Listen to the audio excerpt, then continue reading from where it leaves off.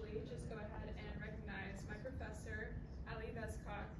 I really want to thank him for all of his mentorship throughout this process and just for really being there for me throughout my entire summer. And also I'd like to thank Ian Gray and Colonel Ortiz for a wonderful lecture throughout the summer and also just for being very supportive of my endeavors. My name is Lyle. I am currently a junior computer science major at SMU, obviously. And I am scheduled to graduate in the spring of next year. And this is my project from SURF. So, touching Nano. When I say that, what does that even mean? So what is Nano? When I'm saying Nano, I'm referring to nanoscale phenomena. Imagine a billionth of a meter. You can't. You physically cannot imagine something that small. Just like we had a presentation earlier that kind of mentioned how small it is compared to a hair. We can't physically comprehend the size of nanoscale.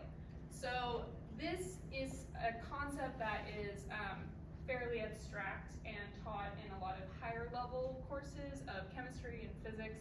And it's something that there's a lot of good visualizations for this kind of information, but there aren't very many good hands-on projects that you can do with nanoscale because, like I said, it's so small and it's difficult to replicate actual phenomena in real time and have it be something that we can actually use in a classroom setting and not in just a very expensive lab somewhere.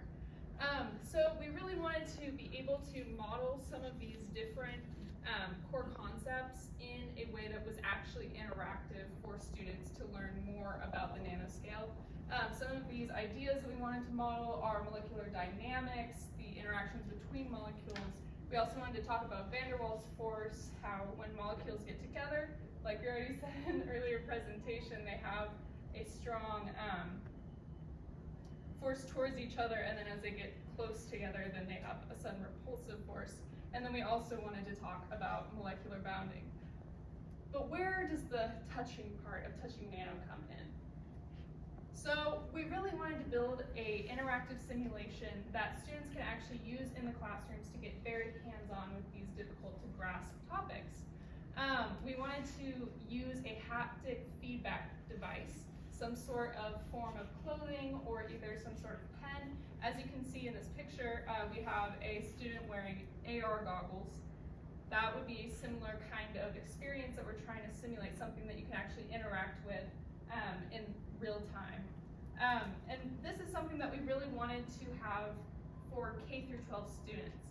These concepts, as people go into college and start learning about nanoscale phenomena, they realize, maybe this isn't for me. This concept is so abstract. I don't think I can be a STEM major anymore. We really wanted to introduce these concepts in a much more simple way to younger students so that it's not such a scary process getting to the higher levels of abstraction. So for the simulation, we want it to be accessible. We want it to be something that teachers can actually use in the classroom.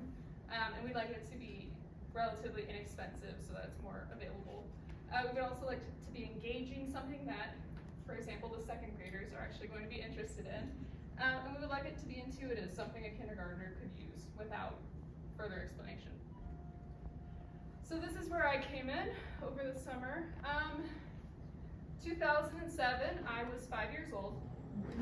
That is when this code originated from. So I started with some C++ code that was originally written in 2007. It was worked on in a previous research initiative, also with Professor Vescock. As you can see, there are some problems here. If you see these comments, something has clearly gone wrong in translation at some point. This is not what it's supposed to look like for anyone who's never coded. Those should be actual words or symbols of some sort.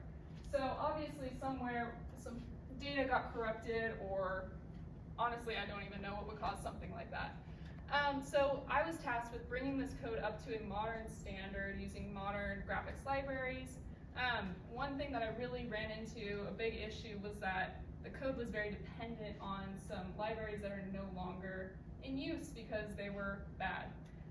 They're now deprecated, so the code is not available easily. You can find it in a forum comment posted as the entire file. But that was not what we wanted, obviously. We wanted to have something that actually worked. We also ran into a lot of corrupted recalls. A lot of the functions that were in use actually weren't finished. And I'm not sure if that was a result of the translation at some point, but there were a lot of functions that were being called that were just not there. We also ran into a lot of compiling errors, as you can imagine, with the functions being called and not working, and then also just a lot of errors within the code itself. So I tried to replace the libraries. I was able to replace one of the outdated libraries for the graphics. I also went through and I edited the functions. I tried to debug those compilable errors. And I also actually reached out to one of the original authors of the code, who is now a professor at a different college, and they basically said, yeah, you should probably start over. So, obviously, I think it's time to reevaluate. So, what would a better way to do this be in today's age? If I was handed this project right now with no background information at all, how would I approach this? So we want an interactive simulation that kids are interested in, something that's fun, something that we can actually go through and change for different grade levels, something that's accessible. To me, that kind of sounds like a video game rather than a actual simulation. And so my idea was to go ahead and actually shift this from being more of a simulation product into an actual interactive virtual game that would provide helpful interaction with kids, help them actually get hands-on with this. It would be immersive, so something that perhaps we could even incorporate AR or VR in the future with, and also something that is most important, having it be editable. In order to make it available for multiple grade levels, we want to have assets that we can actually go back in and easily change, and that would be a lot easier if we use a pre-existing software platform. So after a bit of research, I landed on the Unity game engine. This is a pre-existing, everything included game engine that is very easy to use and is very easy to go back in and change things afterwards. You can see an example of the power behind the game engine. This is just a sample simulation I made to show that the different elements in the scene can interact with each other, have different interactions, sort of like two molecules bouncing against each other. So we wanted to make sure that we could take the game and have it be fun, but obviously educational. So through my art background, I'm working on different assets for different grade levels to make things a lot easier to understand for a kindergartner than versus perhaps a 12th grader. We provide more accurate molecular structures. And moving forward, something that we really want to focus on is actually finding the fun in Nano. How do we gamify this process so students will actually be interested in returning to the simulation time after time? Perhaps add some sort of competitive edge, some sort of level system, something, maybe a high score even. What is the objective in this game? Still working on that, but hopefully we'll find that through the process of development. Most importantly, we also really want to integrate haptic feedback device because that is the touching part of this project. At the time, that is not in place, but we will be looking into that in the future.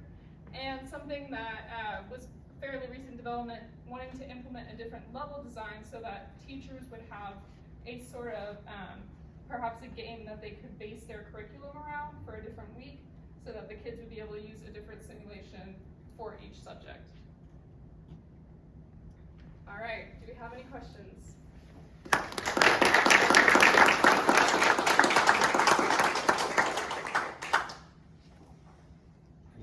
Oh, yes. So with the whole gamification process, were you planning on working with VR and AR for that as well? Yes, so eventually at the stage of the project is at right now, we're still trying to figure out what the game is, but in the future I would definitely like to shift it to a VR, AR perspective. Thank you. Yes? I have a question. So Yes. how do you get kids to understand scale? When you said nano, so Yes. how do you get them to understand the distinction between what they can physically see and touch versus something that's just ridiculously small? That is a really good question. For the main focus for, at least for me at the moment, is more understanding the molecular dynamics than the scale. obviously that'd be something that we would want to implement. But I think, for example, we could have some sort of small scene that could expand out to see the bigger picture at some point in the process, and then you realize, oh, I'm just a little ant on this huge earth. If you're familiar with the Powers of 10 demonstrations, imagine an immersive version of that where you can actually scale yourself relative to these phenomena and see how physically far you have to get from the nanoscale back to the macro scale. And so looking at that from the education side, that's where the idea of gamification and how to make these things immersive comes in. And that's where technology integration is really important. Thank you, Ian. Yes. I appreciate the digital solution. Had you considered at all a physical solution? Yes, so I had considered a physical solution, such as a small model that a teacher could have. I think that the best aspect of this digital solution is that it is something that provides immediate feedback and is very, very dynamic. So it could be easily changed, whereas a physical solution, like a model, would be a lot more difficult to actually display the all of the interactions that are going on once. Thank you. Yes. I would just ask, are you considering making this available for just like computers and PCs? Because for most, schools across the country, very few have access to AR and VR at this point. Yes, thank you. So the nice thing about Unity is that it actually has built-in exports to different platforms. So you can actually export to Android, iOS, PC. I believe you can actually export to different consoles that are available. So we would want to obviously target something that is the most accessible to most schools, because we just want to ignite that love of STEM in these kids. But I definitely would, right now the way I'm developing it, I am developing it for multiple platforms at once. Thank you. All right, thank you so much. Great job.